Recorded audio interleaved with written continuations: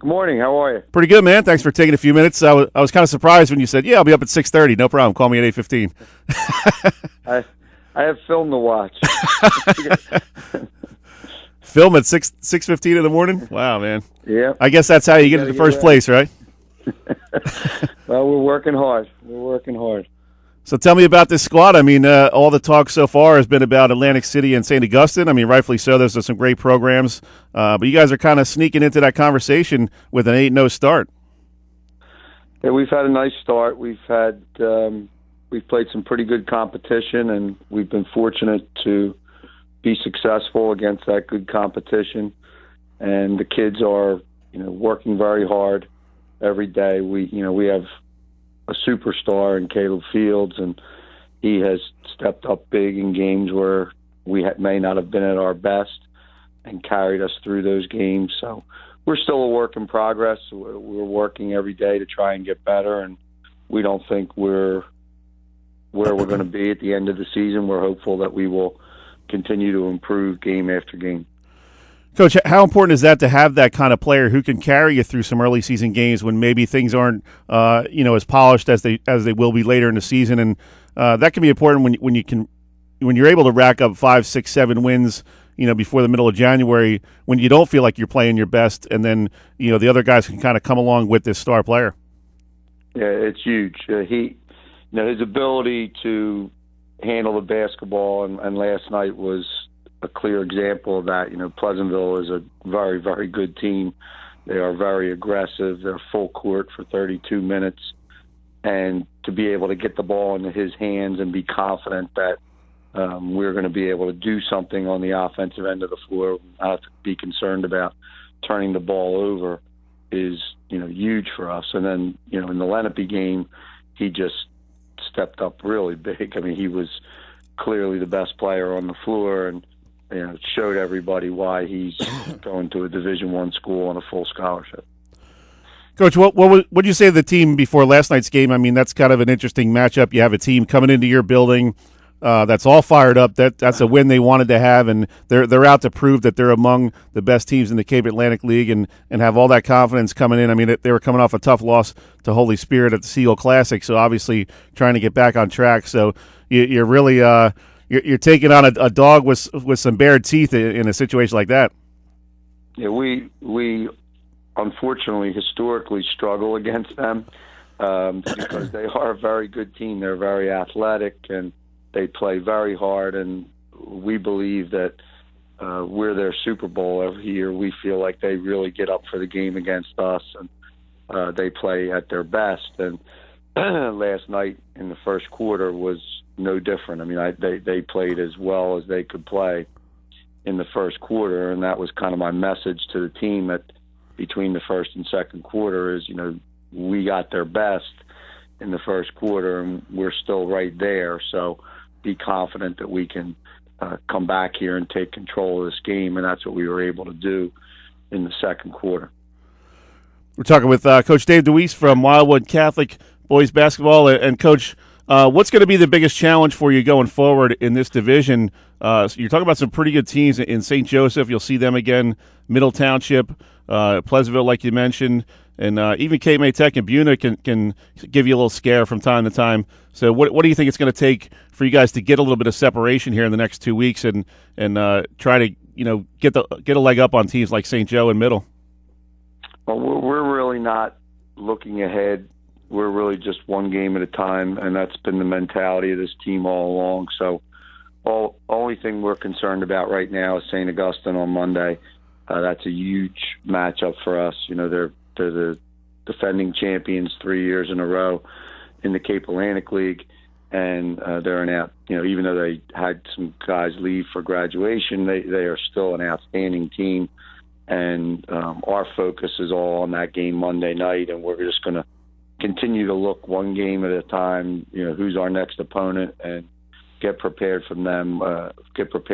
We're not really going to look down the road. We'll take them as they come. Well, that's enough to give you some heartburn for the entire weekend, trying to figure out how to beat St. Augustine on Monday. That's why I'm up at 6:30. Talk about that squad a little bit. I mean, we mentioned Coach Rodeo in the opening and how he's just a few wins away from 900. That's just a crazy number to think about when you talk about high school sports when you're only playing, 20, 25 games a year. I mean, that's some really incredible sustained success. Well, I mean, it's the premier program in South Jersey. It's the program that, we are trying to emulate at Wildwood Catholic. We look at them as the pinnacle, and we're trying to develop a program that's, follows in their footsteps. So we look at what they do, and we try and do some of the things that they're doing. And, he's done an outstanding job there as a coach over, many years. And he's been able to have great teams and then rebuild again the next year and have another great team. And that's an example this year. He lost some key players last season, but has been able to mold this team into a championship caliber team in a very short period of time with his younger kids. And they're still a young team. I mean, they're still very young, but they are very talented, and as you can see, they're getting better and better and better. You look at them when they played Atlantic City, and then you look at them when they played Holy Spirit. It's two completely different teams. So they're on the rise, and they're starting to gel as a team. And we are certainly going to have our hands full on Monday night. Coach, what do you see on tape when you look at the prep? I mean, they're so good at making the adjustments, not only throughout the game, but I think the biggest thing that strikes me about Coach Rodeo is the halftime adjustments. They might be down 4, 5, 6 points at halftime, and then all of a sudden they outscore a team by like 12 points in the third quarter, and the game's pretty much over at that point. I mean, you saw that a couple times last year when they played a team like Atlantic City, where they were struggling a little bit in the first half, and then boom, it's a big run in the third quarter, and you just can't get back in the game. What is it about the way he coaches when you see it on the tape?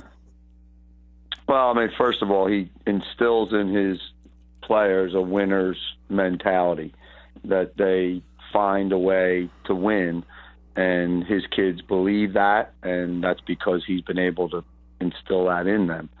The things that they do very well are to change defenses. That's the thing that always impresses me the most, and they are effective in each of the different defenses that they employ. So, your kids are out there and they're attacking one defense, one possession. The next possession, they're looking at something different, and it's difficult for a high school team and high school players to make those adjustments on the fly and be able to effectively attack those types of changing defenses.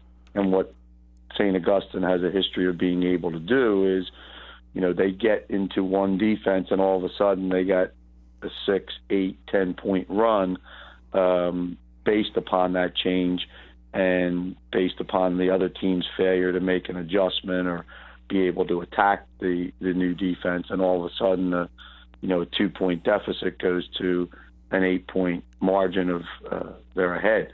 So that's what I always see with them. They have that ability to create runs, and we always tell our kids basketball is a game of runs, and if you're able to create those positive runs, puts you in a position to win a ball game, and that's what they are able to do. They also, on the offensive end of the floor, execute.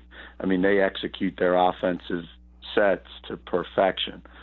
They are well drilled and well schooled, and their kids know their stuff inside and out, and that's a credit to their coaching staff to be able to have them at that level. And when they are on the offensive end of the floor, they many times can pick you apart. How do you handle that as a coach when you start seeing that run coming? I mean, the temptation is to just burn up all your timeouts in a 1 or 2 minute span there. But do you sometimes kind of lay off and let your kids see how it's unfolding and let them learn from that? Well, I mean, obviously you don't want to lose the game, so you got to make that call as it comes, whether it requires a timeout or whether you can make the adjustments on the fly to prepare for it. My opinion is that you have to be prepared before you even get to the game for those types of runs, and so that your kids mentally practice can say, oh, when we see this, this is what we're doing. When we see this, this is what we're doing, and be able to control it themselves. That's what you hope you're able to do. And if your preparation and practice is good enough, hopefully they can make those adjustments during the game. Talk with head coach Dave DaWeese from Wildwood Catholic Boys Basketball. And, Coach, tell us a little bit more about your team this year. It's obviously not just the Caleb Fields show. Tell us about some of these other guys who are really making some great contributions. Yeah, we're a pretty well-rounded team, and I think we have established some depth. We've gotten a lot of kids some experience in these first 8 games, and we were fortunate last night. Last night was, as I termed it, a foul fest. They called 47 fouls last night. You got to be kidding. 47? So, no, wow. 47 fouls. Pleasantville shot 42 foul shots in the game. Holy cow. So we had a lot of kids on the bench. Our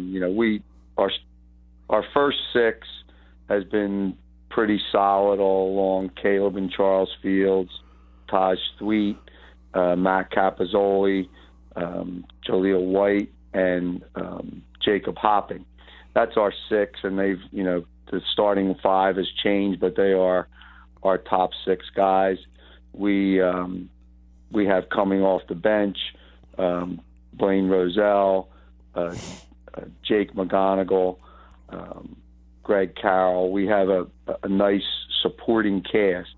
And last night in the second quarter, we had 9, 8, 7, 6 on the floor with Caleb. So for significant minutes, probably the last 4 or 5 minutes of the second quarter, and actually that was the quarter that we established the lead and built the lead. So, Jake McGonigal is a backup point guard for us, and early in the season, I put him in some situations where maybe he wasn't ready for it, and he looked a little nervous. I mean, last night he against what I think is one of the best defensive pressure teams out there, he was outstanding. I mean, he entered the game and took charge, was comfortable taking the basketball and waving everybody off and handling the ball. And I don't think he scored last night, but he may have been the difference for us